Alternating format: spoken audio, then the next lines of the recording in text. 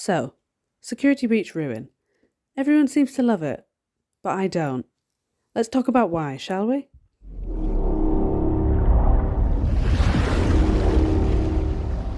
Ruin is a game that I by and large forgot about until the teaser trailer dropped a few months ago, but I did look forward to its release after that point. Believe it or not, I actually wanted to kickstart this channel with a video about Security Breach, the base game that is, and how I've actually grown to appreciate it since its original disastrous release. But life got in the way and I didn't have a chance to finish that video before Ruin released, so here we are.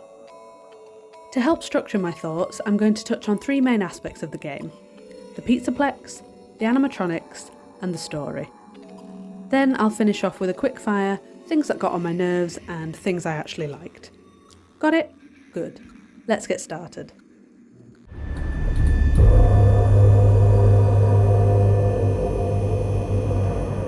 Arguably, the Pizzaplex was one of the best parts of Security Breach.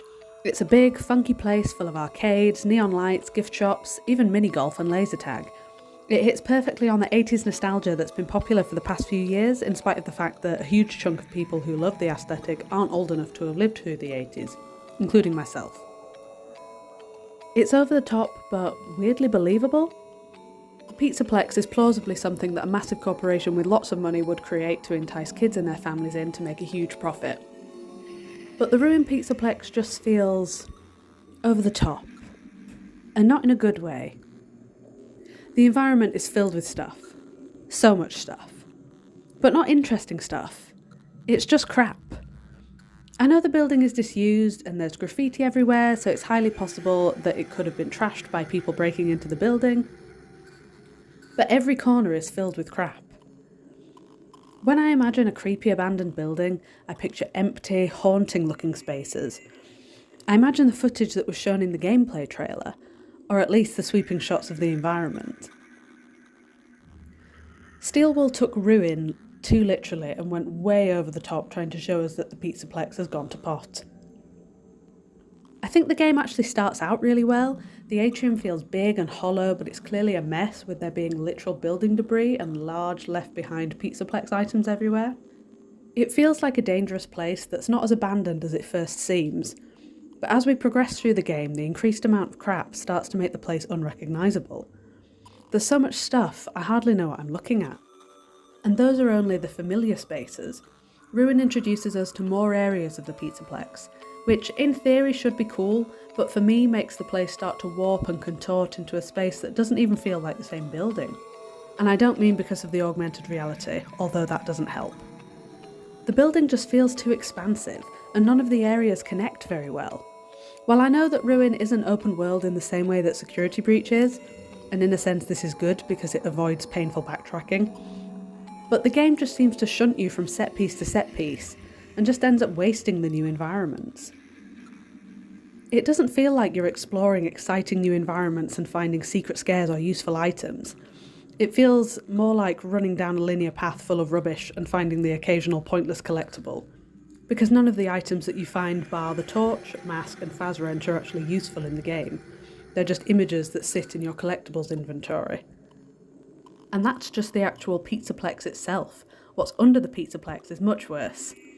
Arguably, this was a problem in Security Breach as well, in that there was a literal old establishment underneath the foundations of the building, but the Ruin Pizzaplex goes even further, to the point of utter ridiculousness. Turns out everything goes even deeper.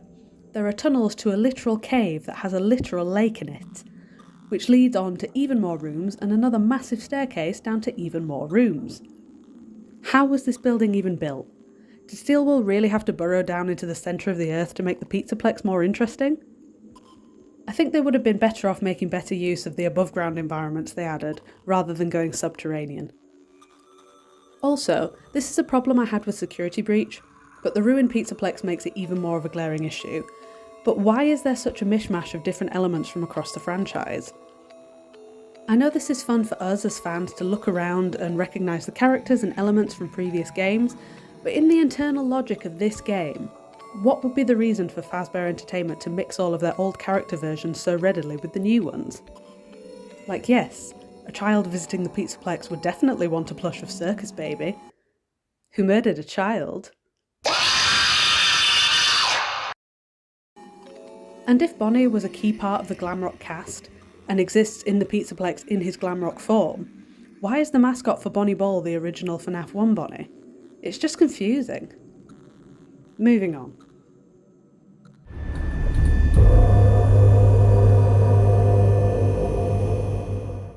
The Animatronics, everyone's favourite part of FNAF. Let's go over their designs first. So I really like Roxy's design. The complete lack of any kind of outer casing on her face is quite creepy, especially when she's staring straight at you. And she has a great silhouette, what with the remnants of her hair sticking out of the top of her head like spikes, and her exposed endoskeleton looking very skeleton-like.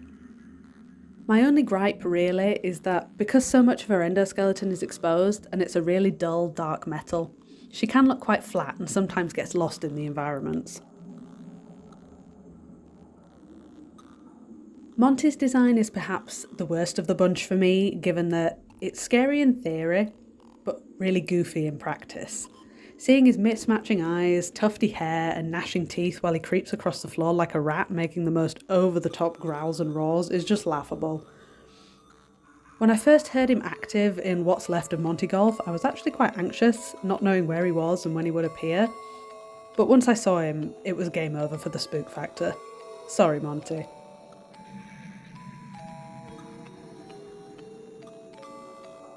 Chica's design is actually most interesting to me, if not a bit repulsive.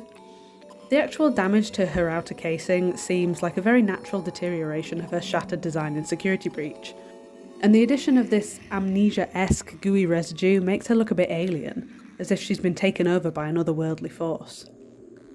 The only thing I don't really like is the addition of a rubbish bag in her stomach.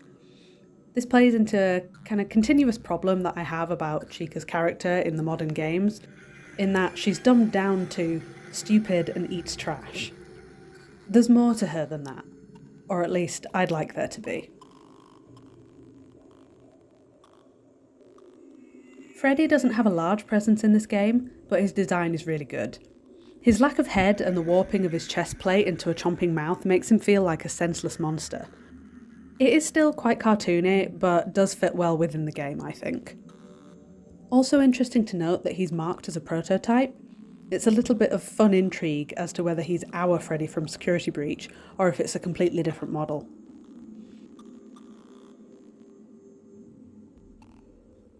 Far and away my favourite designs are that of Sun and Moon.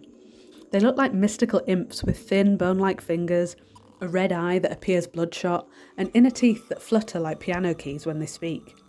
They're just so perfect and such a step up from their Security Breach models. Indisputable 10 out of 10 design. I really have no further words.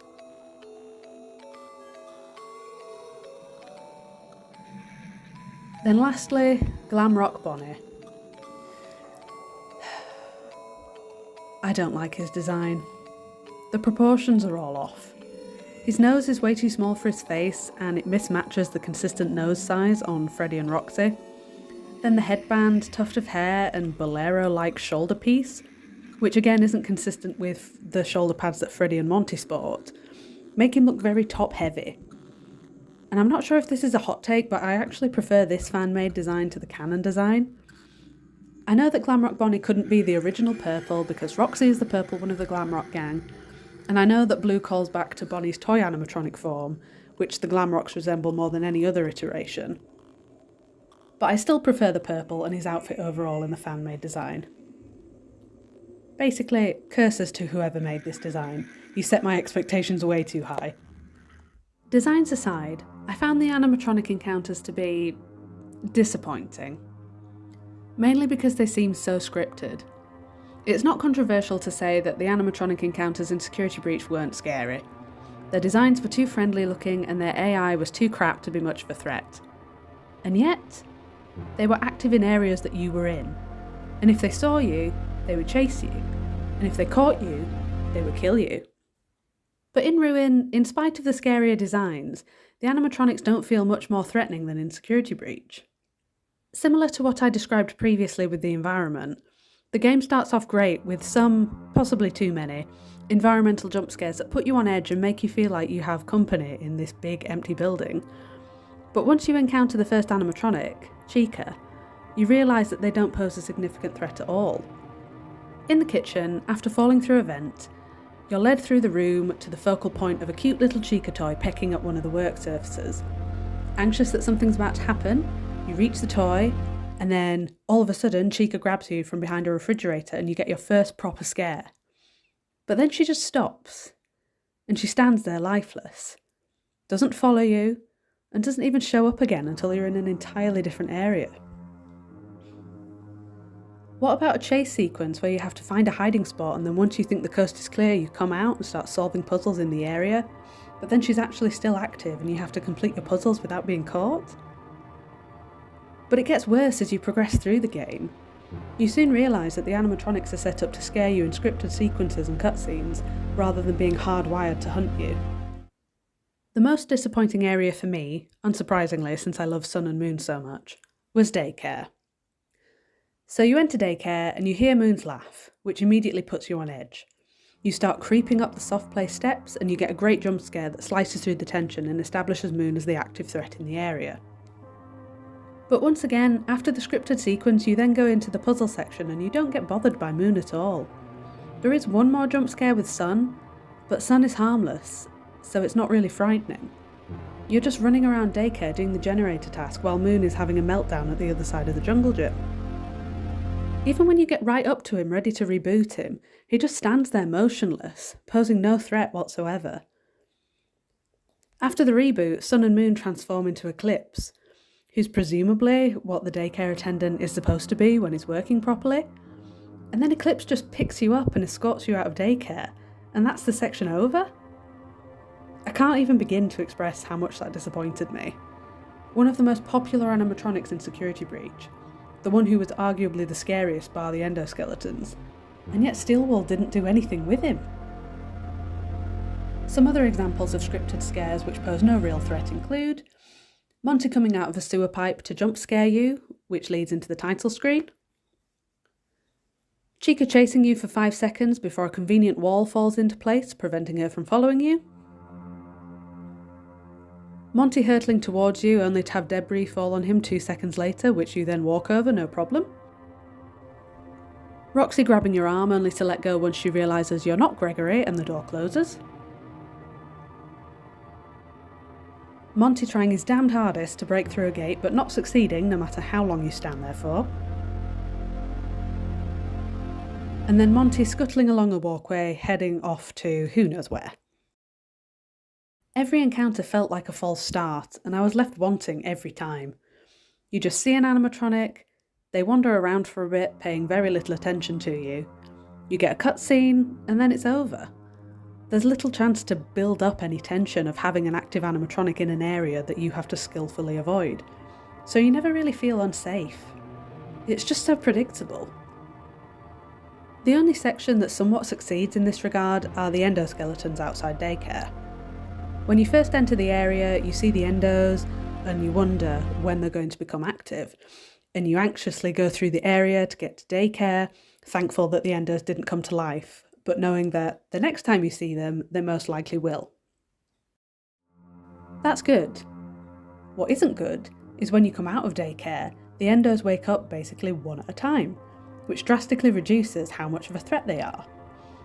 And if you put on your AR mask, they leave you alone anyway. Where's the challenge in that? Where's the fear?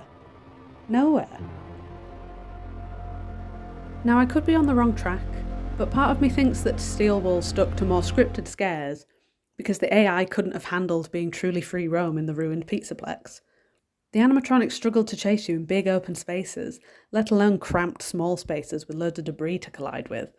They'd get stuck on everything and be even more of a laughingstock than in Security Breach. And I know it's unfair to compare Ruin to games like the Amnesia series, but with Amnesia the Bunker being released recently, I've been reminded of what a truly terrifying free roam horror game looks like, and Ruin isn't it. But I suppose we can't expect something that's seemingly beyond what Security Breach is able to do. Amnesia the Bunker has a good story too. Speaking of story,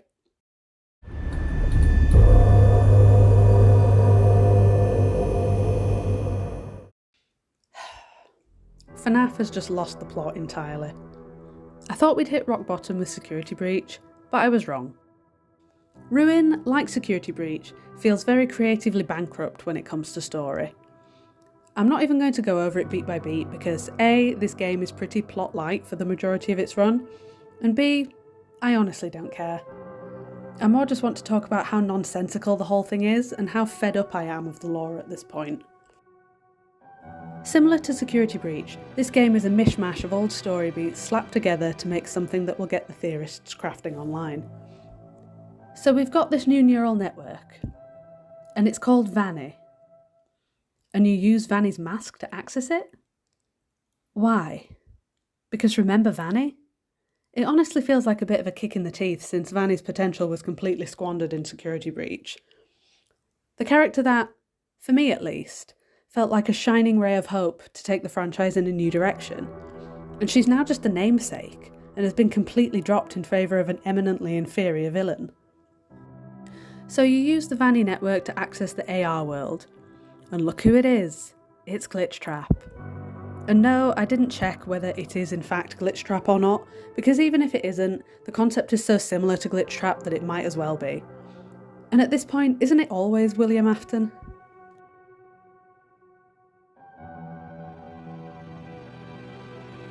But the ultimate letdown from this game was its conclusion. What on earth was that ending? It was so anticlimactic. We finally got a chase scene that lasted longer than 5 seconds, but it's with a complete surprise enemy, and then it just ends with our main character's death for no obvious reason? Honestly. I know it's DLC and not base game, but to bring in the Mimic as the big bad, I literally had to look up what the Mimic is, because there's no build-up or clues about it in the actual game. If you haven't watched someone else explain it already, the Mimic is a character from Tales of the Pizzaplex, the book series. Which not many people, okay, well I say not many people. I'm sure there are lots of people who have read Tales of the Pizzaplex and like the books just fine, but I'm willing to bet that that's not the vast majority of people who will play these games. I think I'm just getting a bit sick of having to have consumed all of this additional media to know what on earth is going on in the mainline games. I just want them to tell a more self-contained story and not pull random lore pieces into it. It's just recycling dead story beats instead of creating something new, instead of taking the franchise in a fresh direction. At this point, I'm so animatronicked and mascotted out. Not only is the Mimic another animatronic that went rogue after the death of a child, but it has access to mascot suits that it sometimes wears? Where did these suits come from? Why are they here? It all just makes no sense. And speaking of no sense, how does Gregory even know that Cassie has been lured into the Pizzaplex by the Mimic? How can he contact her on the walkie-talkies when she's practically at the centre of the earth? And why is he so willing to kill his best friend? And at this point you might be shouting, but it's explained in the books. I don't care. If it's in the mainline games, it should be explained, at least in part, in the mainline games. I just don't understand why they're bringing all this new lore in from the books, but then seeming to disregard the lore that was set up in Security Breach. I know everyone hated the burn trap ending, but to retcon it as not being canon so you can further complicate an already nonsensical story is a really strange direction to take the game in, and I don't really know where it leaves us going forwards. And I don't know why I'm surprised, because I should have expected it with the glorious dumpster fire that is Security Breach. But more fool me, I suppose. Before we finish with some positives, I'll quickly go over some of the things that got on my nerves that I haven't talked about already.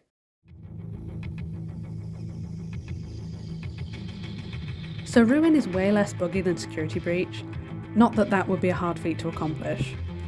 But the bugs it does have are more of an insult to people who actually care about the game, nay, the series, and its lore.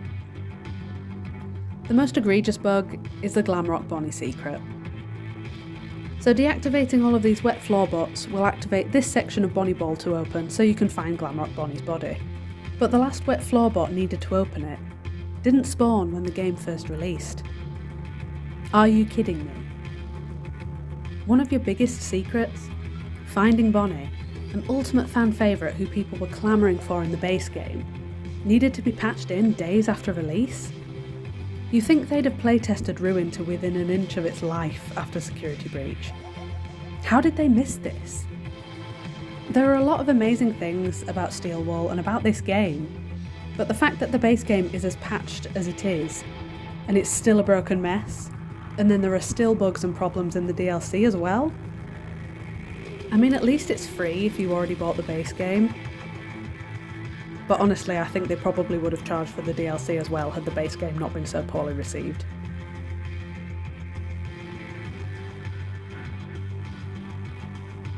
The puzzles are really rubbish, and require so little brain power, it could be questioned whether they should even count as puzzles. I understand having a key item, that being the Faz wrench, that helps you move through environments, but in practice you use it for the same thing over and over again. Having recently experienced the game My Friendly Neighbourhood, I've been reminded of what good puzzles look like. Puzzles that are unique, and that require you to continuously collect items throughout the game and use them in different areas to where you found them. Puzzles like those in My Friendly Neighbourhood give you something to figure out and encourage you to explore the game environments. In Security Breach, however, well done for picking up your Faz wrench, because it's one of only 2 puzzle items you'll need that you use in the exact same way every single time. Have fun! Then one last thing that got on my nerves was how goofy the game is at times. The only example I'm going to give for this is the Monty Water section. Because honestly, looking at this, what more do I need to say? What is that tufty bit of hair sticking out of the water? And why are the water splashes so rubbish? Amnesia: The Dark Descent came out in 2010 and the water monster graphics look better than this. And some of that game's graphics haven't aged that well looking back. But it doesn't matter, because the game is really scary. Which unfortunately, this game just isn't. Let's lastly talk about the things I actually liked about the game.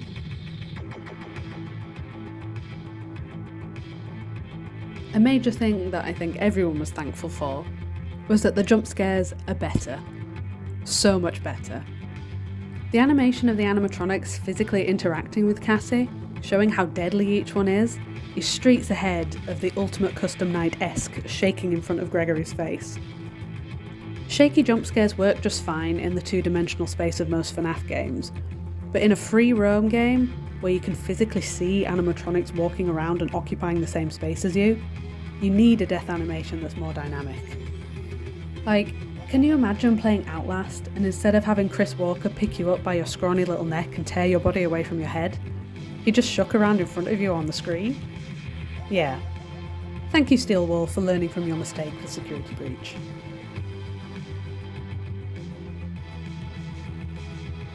Another highlight of this game is Roxy.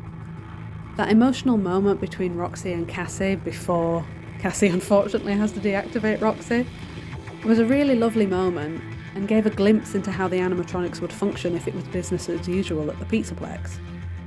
It gives more context and purpose to the customer database that Freddy mentions after scanning Gregory at the start of Security Breach.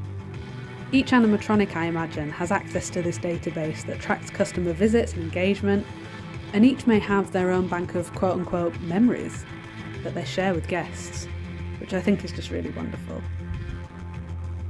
I think everyone felt a little bit of something after this interaction with Roxy.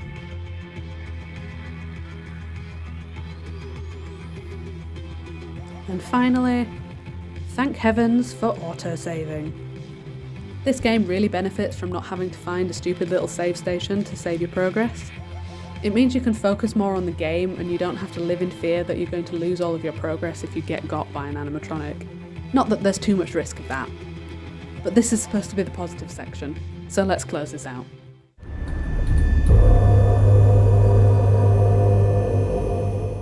The consensus seems to be that Ruin is a huge step up from Security Breach. But let's be honest, the bar was on the floor, so I feel quite justified in still being disappointed by Ruin, because even though it's better than Security Breach, it still falls short for me. Security Breach so objectively fails at what it set out to do that it has a certain charm, but Ruin takes itself more seriously and is much closer to achieving its aims, which makes its failures hit harder for me. In retrospect, I feel like I should have known better, but I had such high hopes that Steelwool would get it right this time, that Ruin would be what Security Breach was supposed to be, an actually scary free-roam FNAF game.